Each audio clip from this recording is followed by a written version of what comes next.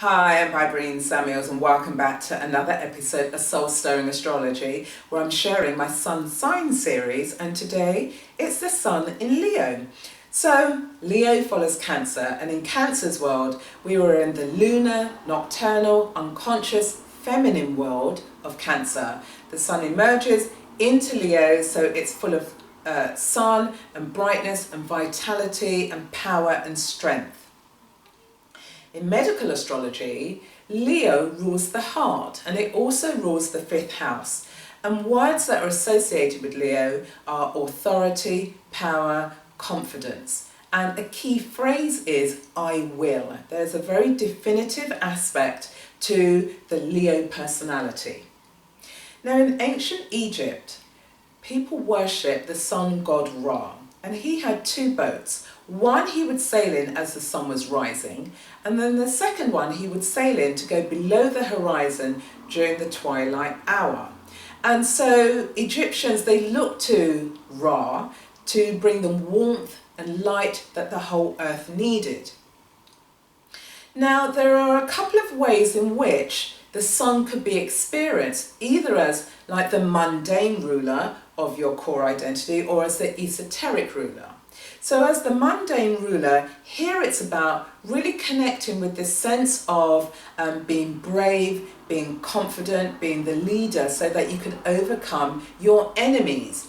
Also, it was another way to give you motivation to live a very ethical life. And the payoff here is that, if you live this ethical life on planet Earth, when you move into the afterlife, you're going to gain a favourable position. On the other hand, when you're looking at the esoteric ruler, here it's about illumination. And what you're seeking to do is to illuminate your ego, illuminate who you are. And the reason for this is that the ego is controlling too much of your everyday realities and how you operate in the world. And what it can do, it blocks you from your own development.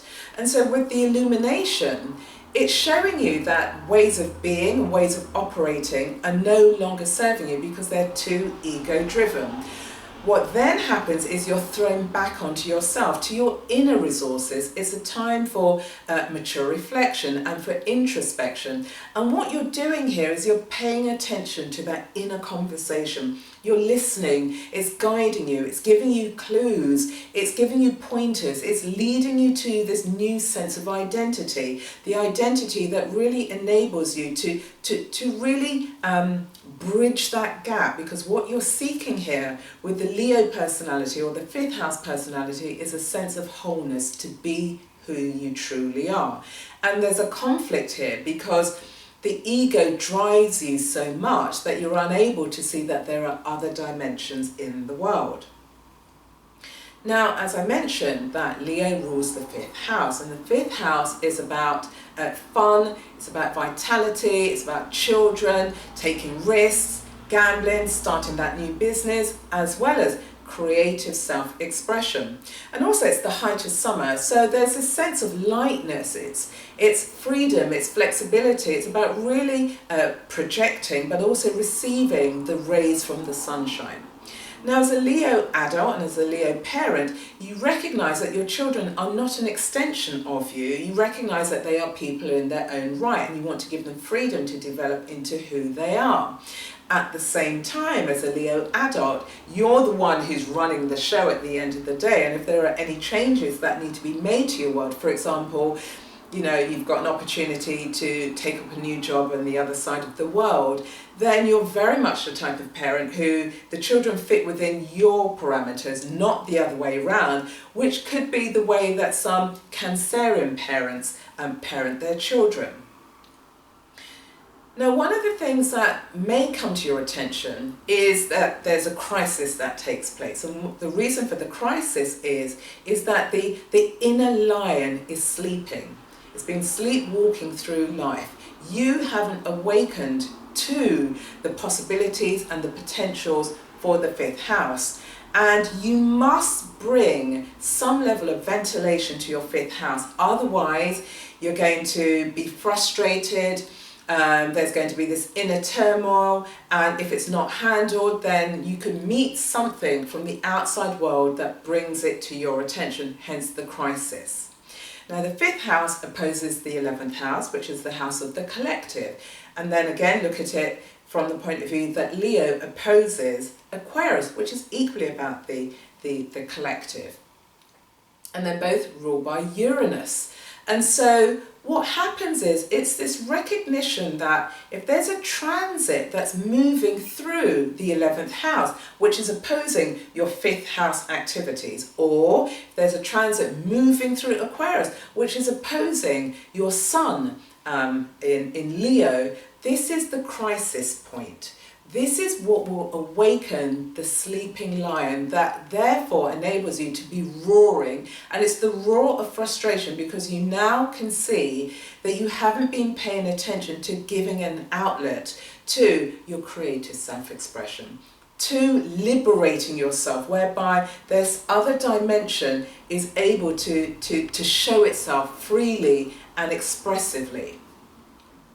Now, once you've gone through this crisis point, what it enables you to do is to transform the ego-driven way of living and brings you to this sense of a holistic way of being. As a result of this, you might actually awaken into somebody who's a healer, a transformer, or a shaman in some way, shape or form, because you've been through the crisis point. You understand the pains of crisis, you've transformed the crisis, and now, because you're far more liberated, you're able to share that with the world. And that's the gift of the 11th house and Aquarius, because what they both do is they move you beyond your personal fiefdom, your personal kingdom, because there's a part of Leo that wants to be shining in the world. And as I mentioned before, you know, there's this drive towards living this ethical life, which means that you're going to be taken care of in the afterlife. And so you're motivated to go out into the world, to seek this audience, to be, you know, developing your kingdom, to have your throne so that people can admire you and therefore you can shine. Now, once you've moved away from that aspect of your personality and you've widened it, you're able to see that there are other people in the world who could actually benefit from what you have to offer, but you could learn from them as well. So it's about Aquarius and the 11th house enabling you to see other points of view, enabling you to widen your horizons, enabling you to think far more objectively in life, and inviting you actually to be altruistic. How can you give to other people? And which brings me to the question of the day. Given that altruism is a key lesson that you, as somebody with the sun in Leo or Leo rising, needs to appreciate, the question of the day is, what actions can you take to actually share yourself with your community? And that could be your family or local community, however you define community, because it's a way that enables you to tap into that altruistic side of you.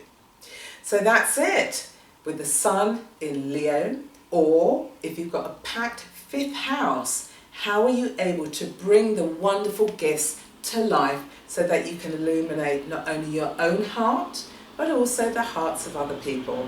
Until then, I will see you on the next episode where I will be dealing with the sun in Virgo. So in terms of the question of the day, put your answers and comments in the comment box below, because you know I always love to connect with you. Feel free to share this episode with other people in your network. You can also like and subscribe to my channel. Stay well, have fun, and contemplate how you, Leo the Lion, can actually share yourself with other people. Until then, stay well.